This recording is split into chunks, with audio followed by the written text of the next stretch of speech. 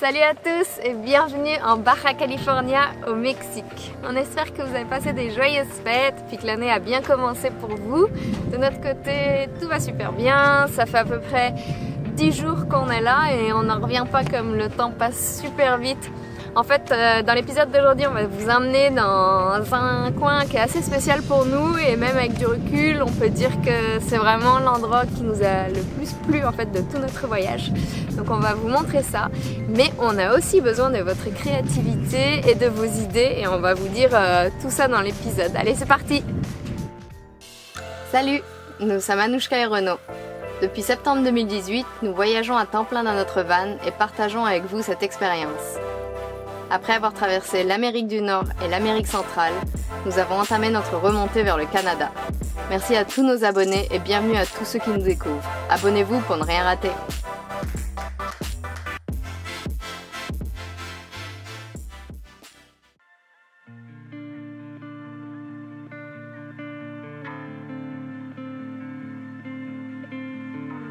Il y a une dizaine de jours, nous avons retrouvé cette région où nous avions passé près de 6 semaines.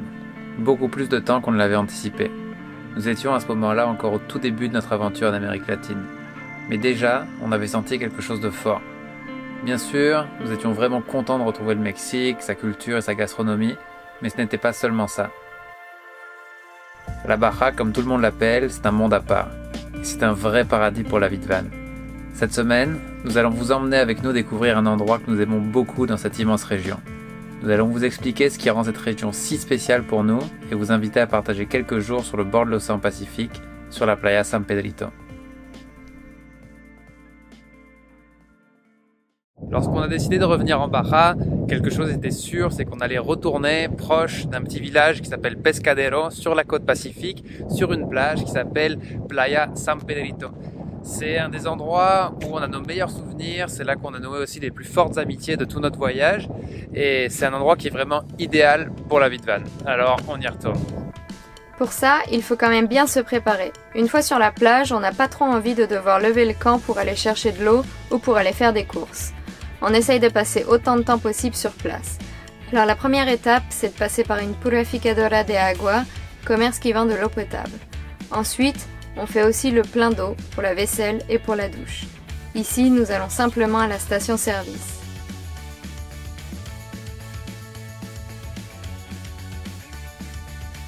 Pour la nourriture, on achète tout ce qu'on peut au marché à La Paz. Fruits et légumes, poissons et fruits de mer, un peu de viande, épices et autres. Ça, on vous l'a montré la semaine dernière. Mais pour le reste, on va au supermarché. Certains rayons sont impressionnants, comme celui des poivrons et piments, avec le fameux habanero, un des piments les plus forts du monde, ou encore le rayon des sauces piquantes.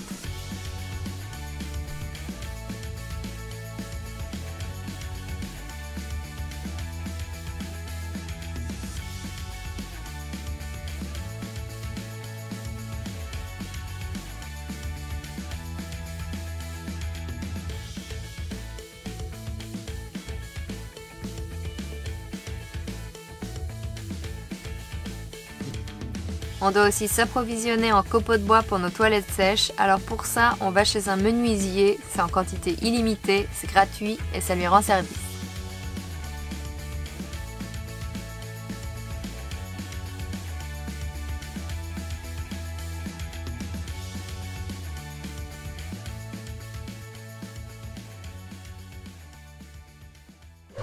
Ça y est, on est prêt. Alors on roule vers la plage par l'autoroute d'abord, puis par un petit chemin.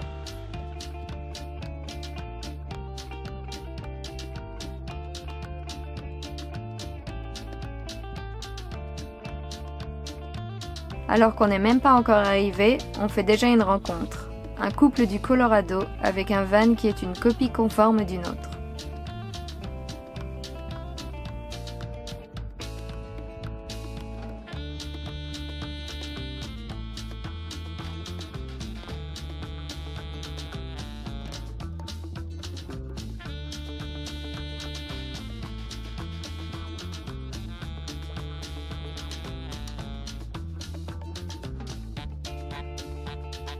Il vient de nous arriver quelque chose d'incroyable. En fait, l'année dernière, à cette époque, on était sur une plage au nord d'ici à peu près 30 minutes et on était devenus amis avec un Espagnol avec qui on s'était super bien entendu.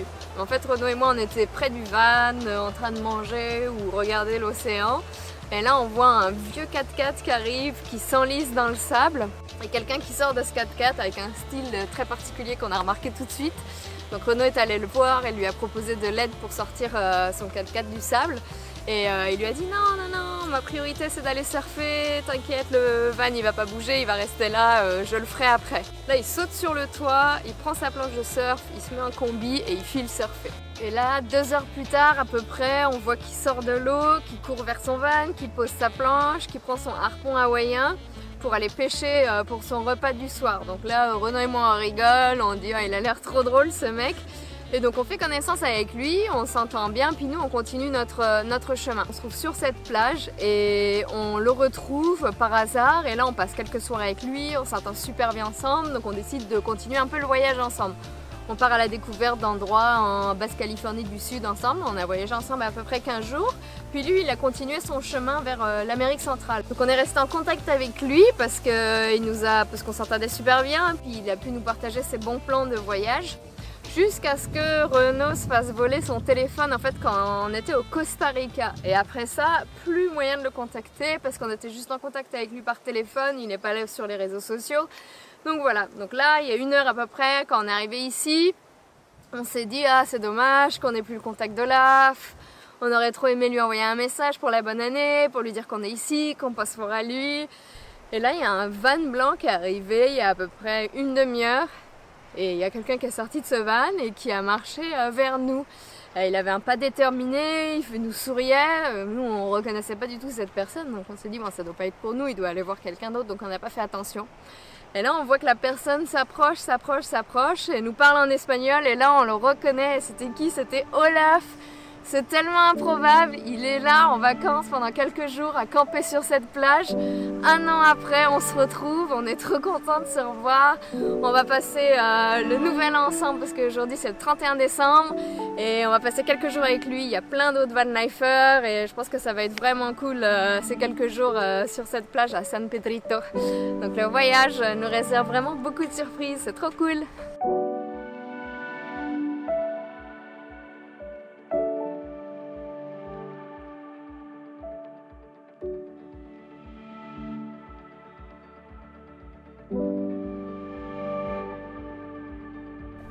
Alors qu'on rattrape le temps perdu avec Olaf, la magie de cette plage commence à s'opérer.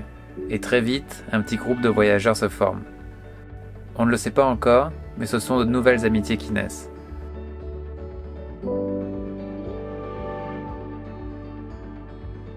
On retrouve également les baleines qui viennent sauter devant nous. Et ça, on vous en reparle un peu plus tard. Pas de champagne et de gros réveillons cette année, mais quand même un peu de saucisson, un grand luxe dans ce voyage. On se prépare notre premier aguachile, plat mexicain qu'on adore. Citron vert, coriandre, piment serrano, concombre, oignon.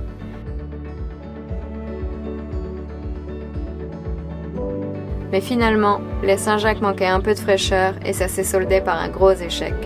Alors on s'est rabattu sur un plan B, puis assez vite, la fatigue s'est fait ressentir. C'est parce qu'on se lève tôt le matin pour apprécier des levées de soleil comme celui-là.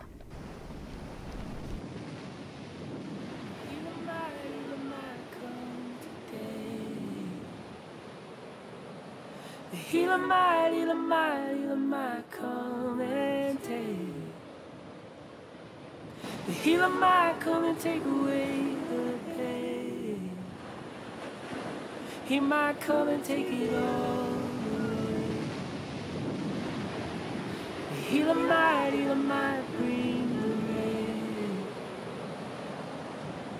Healer might leave you in a hurricane. Oh, but keep breathing on the bounding wave. Les vagues ne sont pas très grosses ce matin. On apprécie le spectacle, puis on enfile notre combi et on se met à l'eau, seul, avant qu'il n'y ait trop de monde.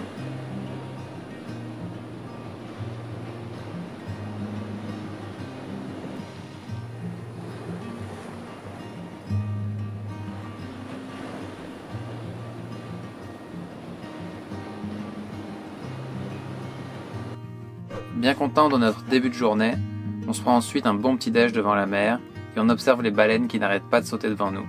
Oui, juste là devant notre van.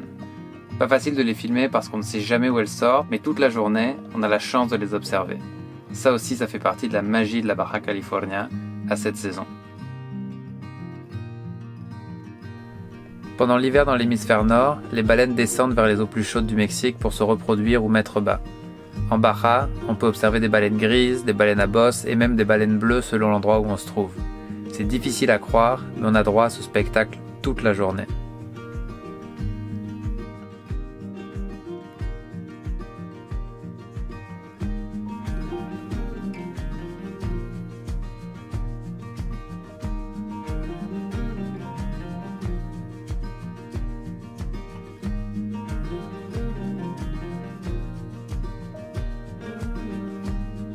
Alors on vous a dit au début de la vidéo qu'on aurait besoin de vous et de votre créativité, alors voilà pourquoi. En fait, notre van, depuis le début, il n'a pas de nom. Puis on aimerait vraiment trouver un nom qui soit cool ou drôle ou original, en tout cas un nom qui reste. Et on se dit que tous ensemble, on pourrait être capable de trouver un nom qui va rester et qui va nous plaire. Donc ce qu'on vous propose, c'est super simple, c'est tout simplement de penser à un nom, puis de nous l'écrire dans les commentaires juste en dessous. On va faire pareil sur notre page Instagram, puis ensuite on va aller récupérer tous ces noms-là, faire une liste un petit peu plus courte de tous ceux qui nous plaisent le plus, puis vous faire voter par la suite pour choisir le nom qui restera le nom final de notre van. Puis du coup, on transforme ça en un petit projet collectif, puis on trouve ça assez marrant. Donc voilà, allez écrire un commentaire juste en dessous, ou sinon allez sur notre page Instagram. Merci beaucoup pour votre aide et pour votre participation. Petite parenthèse fermée, maintenant on repart sur la plage San Pedrito, mais cette fois-ci depuis les airs.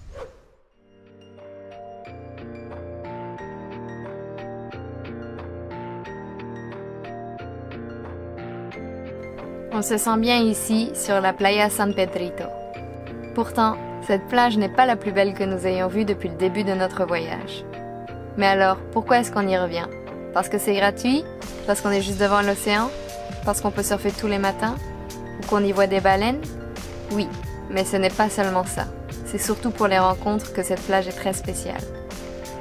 Beaucoup de gens viennent camper ici et on crée vite des liens, avec des gens du monde entier. Canadiens, Américains, Espagnols, Français et on en passe. On apprend à connaître des gens de tous les horizons, certains qui nous ressemblent et d'autres pas du tout.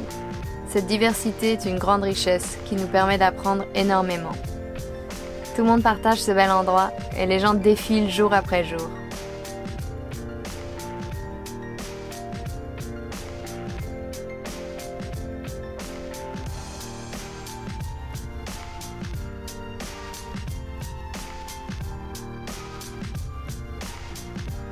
Dès que le soleil se couche, on se retrouve autour d'un feu de camp. Parfois nous sommes 3, 4, 6 ou même 15 personnes. Ces rencontres sont inspirantes, parfois surprenantes et on apprend énormément. La van life est parfois une vie solitaire, mais ici, c'est tout le contraire. Alors Playa San Pedrito, merci et on t'aime beaucoup.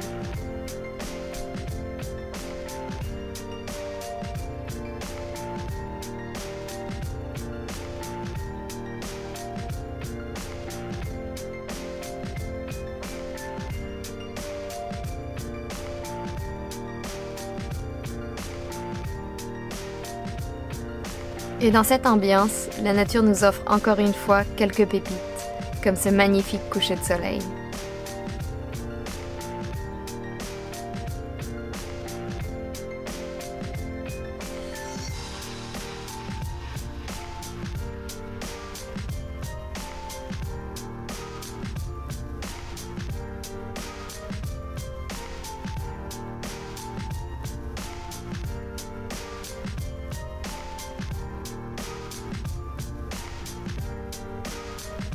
Donc voilà, vous avez vu cette plage qui est si spéciale pour nous. En la quittant, nous avons le sourire, de nouveaux amis, d'excellents souvenirs et pas vraiment de plan pour la suite.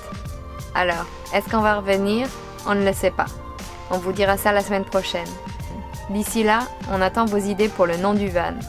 Merci à tous pour vos commentaires, vos likes et vos partages. Continuez, ça nous fait chaud au cœur. Pour ceux qui ne sont pas abonnés, c'est le moment de le faire.